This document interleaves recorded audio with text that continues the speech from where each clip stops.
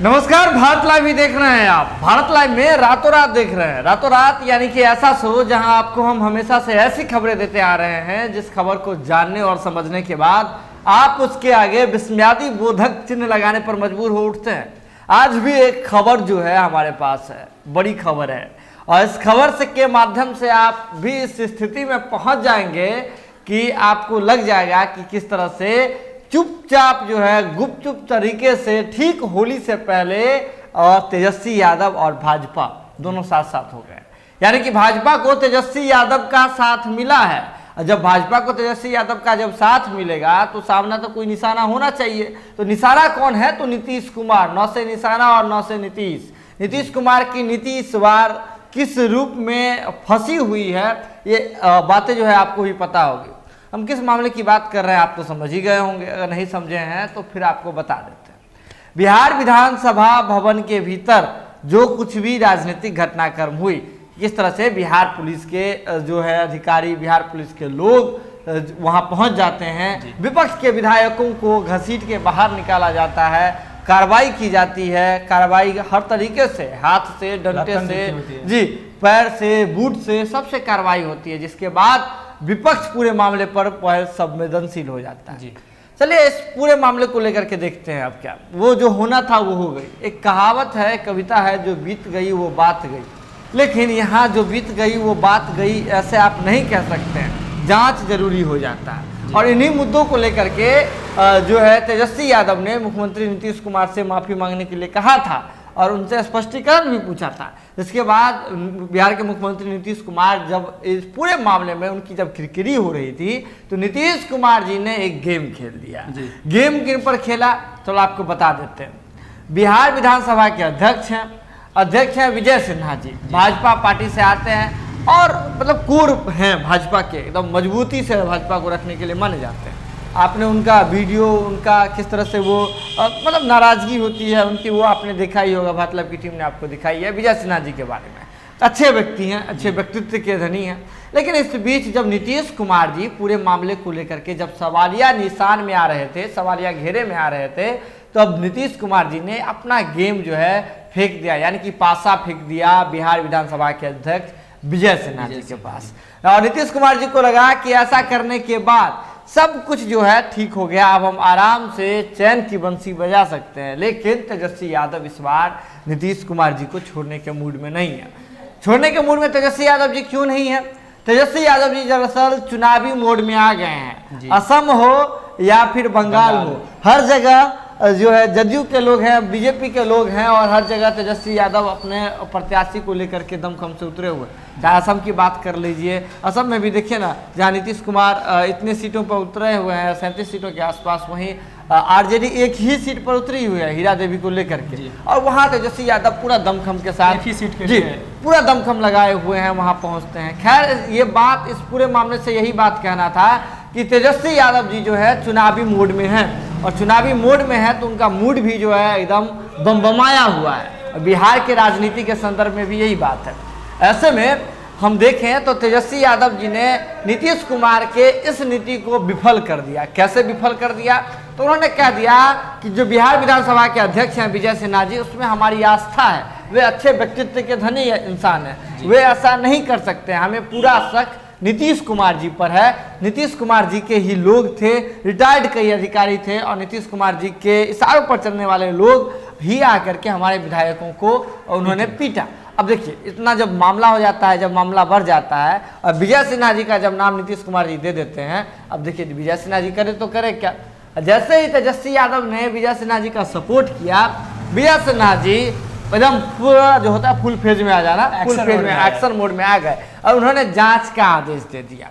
अब चलिए, अब यहाँ 1 मिनट के लिए रुकना चाहेंगे आपको। जांच का आदेश समझिए, जांच का आदेश है, मतलब पॉइंट बाय पॉइंट समझिए। जांच का आदेश किसने दिया? तो विधानसभा अध्यक्ष ने। कौन सी पार्टी से हैं? भाजपा से हैं। जांच किस पर होनी है? जदयू पर। किस पर होनी है? नीतीश सरकार पर। सीधे तौर पर कहें तो नीतीश कुमार पर जांच होनी है कि बिहार विधानसभा भवन के भीतर किस तरह से पुलिस बल पहुंचे।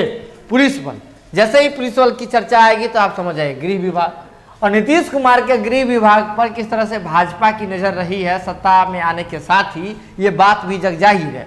आपको याद होगा कि अमित शाह वाला प्रकरण, अमित शाह पटना आते हैं, जाना रहता है शाम को ही, लेकिन रात तक इंतजार करते हैं कि नीतीश कुमार जी ये गृह विभाग वाला गिफ्ट जो है आकर के कहे कि बड़े भाई आप संभालिए, लेकिन नीतीश कुमार जी तो नीतीश कुमार जी हैं, देने वाले तो है नहीं। इसके बाद भाजपा इस पूरे मामले में चल रही थी। संजय सरावगी हो चाहे संजय जायसवाल हो, सब सिलसिलेवार तरीके से उठा चुके हैं सवाल। जब संजय जायसवाल और संजय सरावगी की आप बात कर ही लेते हैं तो संजय पासवान जी क्या है छूटेंगे। बीजेपी से के कोटे से एमएलसी हैं संजय पासवान जी। उन्होंने साफ तौर पे कहा था कि बिहार के मुख्यमंत्री नीतीश कुमार जी के से जो है गृह विभाग नहीं संभल रहा है, उन्हें दे देनी चाहिए। अब पूरे मामले में देखिए ये बात चर्चा में चल रही थी, लेकिन अचानक से गृह विभाग वाली चर्चा जो है वो थम गई थी। अब जब थम गई थी, ये इसलिए भी थम गई थी क्योंकि नीतीश कुमार जी जो हैं अपने पार्टी को मजबूती प्रदान करने में लगे हुए हैं। आरसीपी सिंह के माध्यम से हो तो चुनावी तैयारी में लगे हुए, अपने संगठन को मजबूती प्रदान करने में लगे हुए हैं। वहीं दूसरी ओर देखेंगे नीतीश कुमार जी विधायकों की संख्या में भी जोर जोर करके अपना जो कुनबा बढ़ा रहे हैं, अपना दम बाहुबल जो है बढ़ा रहे हैं। जब नीतीश कुमार जी अपना बल बढ़ाते हैं तो ऐसे में भाजपा के लिए पसीना टपकना जो है ये लाजमी है, ये जाहिर सी बात है। ऐसे में जैसे ही तेजस्वी यादव इस पूरे मामले पर मुंह खोलते हैं, एक्शन मोड में नजर आते हैं, तो विजय सिन्हा जी और यूं कहे तो भाजपा के हाथ फिर से मौका लग जाती है और भाजपा इस पूरे प्रकरण को लेकर के नीतीश कुमार के गृह विभाग पर फिर से हमलावर हो जाती है। अब समझिए आप ये बात कह सकते हैं कि हम जो है अलग तरह की बात कह रहे हैं, क्योंकि ये पूरा आदेश जो है जो बिहार विधानसभा के अध्यक्ष ने दिया है। चलिए हम आपकी बात भी मान लेते हैं, लेकिन जिस समिति को दिया गया है ये पूरा जो एक कमेटी बनाई गई है, टीम बनाई गई है जो जांच करेगी, इस पूरे कमेटी को देखना एक मतलब नज़दीक से देखेंगे ना अगर आप तो आपको भी समझ आ जाएगी कि हम ये बात क्यों कह रहे हैं। दरअसल विजय सिन्हा जी भले ही विधानसभा के अध्यक्ष हैं, लेकिन वो हैं बीजेपी से, बीजेपी के कोर हैं।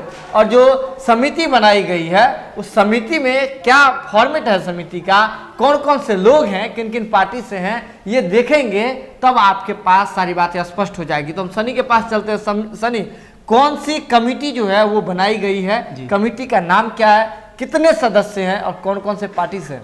जी, आपने सफाई से नीतीश कुमार पर हमला किया है जैसे विपक्ष करते हैं जी, और हम लोग चुनाव के वक्त से ही देख रहे हैं कि जिस प्रकार से नीतीश कुमार और एनडीए गठबंधन बीजेपी और नीतीश कुमार खासकर विचारधारा मिल नहीं रही है जी, और विचारधारा नहीं मिले बेमेल शादी हुई है जी, तो खटपट होगी। बिल्कुल। तो इस खटपट सामने हमेशा आती रही है, प्रत्यक्ष रूप से नहीं आ रही है लेकिन अप्रत्यक्ष रूप से तो आ रही है। बिल्कुल बिल्कुल। और इसी खटपट में ये जो कमेटी बनाई गई है, आचार समिति बनाई गई है, उसमें भी दिख रहा है जी। मैं बता देना चाहूंगा कि आचार समिति में रामनारायण मंडल जो है सभापति बीजेपी से हैं, अरुण कुमार सिन्हा जो है सदस्य हैं वो भी बीजेपी से हैं, ज्ञानेंद्र सिंह ज्ञानू सदस्य हैं बीजेपी से हैं जी, और अचमिता ऋषिदेव सदस्य हैं जेडीयू से, और विष्णुदेव राय सदस्य हैं आरजेडी के। चलिए, अगर हम आपके आचार समिति और आपके डाटा को देखें सनी, तो कुल मिलाकर के एक बात पता चलती है कि समिति में कुल 5 लोग हैं। 5 लोग में आप ज्ञानेंद्र सिंह ज्ञानू भी हैं। ज्ञानेंद्र सिंह ज्ञानू लगातार चर्चा में, सुर्खियों में रहे हैं, अभी बीजेपी कोटे से ही हैं, लेकिन जैसे आपने देखा कि बीजेपी के मामले में ही अपने ही पार्टी के खिलाफ बगावत उन्होंने कर दी थी। हालांकि बाद में उन्होंने समझा बुझा लिया, ये मसला नहीं है, हम मसले पे आते हैं, वापस आते हैं। बीजेपी से ज्ञानेंद्र सिंह ज्ञानू जी हैं, सदस्य हैं। इसके बाद बीजेपी की जब आप बात कर लेते हैं, उसके बाद अगर आप आइए तो बीजेपी से और भी लोग हैं। बीजेपी से अरुण कुमार सिंह जी हैं, सदस्य हैं। इसके बाद एक और जो सभापति जी हैं बीजेपी से ही हैं, रामनारायण मंडल जी, रामनारायण मंडल जी की बात कर रहे हैं। 3 जो लोग हैं कदावर नेता हैं, बीजेपी के कोर के मेंबर हैं, और ये तीनों लोग जो हैं इस बार आचार समिति में हैं। 2 और लोग की भी बात करेंगे तो 2 में से एक जदयू से हैं, एक राजद से। तो आप कह सकते हैं कि होता है कि मतलब जब आप कोई कमेटी निष्पक्षता का उदाहरण पेश करने के लिए आप रख देते हैं चीजों को, लेकिन सीधे तौर पे समझिए ना, इसमें प्रमुखता से बहुमत में है डोमिनेंट फैक्टर के रूप में भाजपा के लोग हैं आचार कमेटी में, आचार समिति में। और आचार समिति जांच करेगी, जांच किसके खिलाफ करेगी? नीतीश कुमार के खिलाफ। नीतीश कुमार के खिलाफ यूं कहें तो नीतीश कुमार के गृह विभाग के खिलाफ। तो कहीं ना कहीं जैसे ही तेजस्वी यादव का साथ मिला है बीजेपी को, बीजेपी एक्शन मोड में आ गई है और नीतीश कुमार की जो उम्मीदें थी गृह विभाग को लेकर के, और नीतीश कुमार जी को लग रहा था कि हमने मजबूत कर लिया, अपना किला बुलंद कर लिया, झंडा बुलंद कर लिया, तो कहीं ना कहीं नीतीश कुमार के उस उम्मीद पर बीजेपी और तेजस्वी यादव दोनों मिल करके पानी फेरे। इसमें बीजेपी का एक और गेम हो सकता है। ज्ञानेंद्र सिंह ज्ञानू जो है उनके बागी रहे हैं मंत्रिमंडल नहीं मिलने के कारण जी,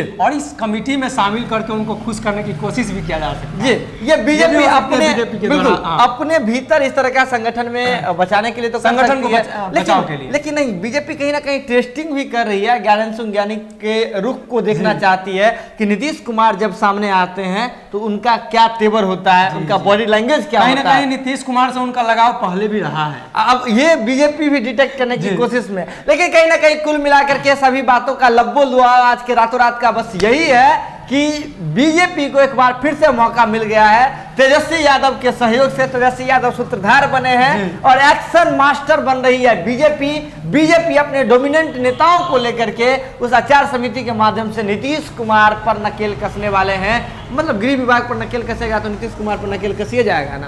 अब जब सवाल जवाब होगा तो बहुत सारी बातें निकलेगी, लेकिन जो कुछ भी बातें निकलेगी भारत लाइव की टीम सबसे पहले आप तक पहुंचाएगी। इसके लिए जरूरत है कि आप भारत लाइव को यूं ही देखते रहें, प्यार देते रहें, मोहब्बत बांटते रहें और सबको होली की शुभकामनाएं। और इन्हीं बातों के साथ आज यहीं छोड़ जाते हैं, मिलेंगे आपसे फिर रातों रात के अगले एपिसोड में। तब तक के लिए दीजिए इजाजत, धन्यवाद। अगर ये वीडियो पसंद आई और वह बिहार के राजनीति और बिहारियत से सरोकार रखेनी तो सब्सक्राइब बटन दबा के चैनल के सब्सक्राइब कर ली। ओजे एगो घंटी बा, ओकरा बटन दबा देला से कुल सटीक और मारक खबर रुआ मुफ्त में मिल जाई। अगर रुआ पत्रकारिता के हमनी के नया प्रयोग में सहयोग कर चाहतानी तो ज्वाइन बटन दबा दी। पेटीएम नंबर नोट कर ली 9386816700। धन्यवाद।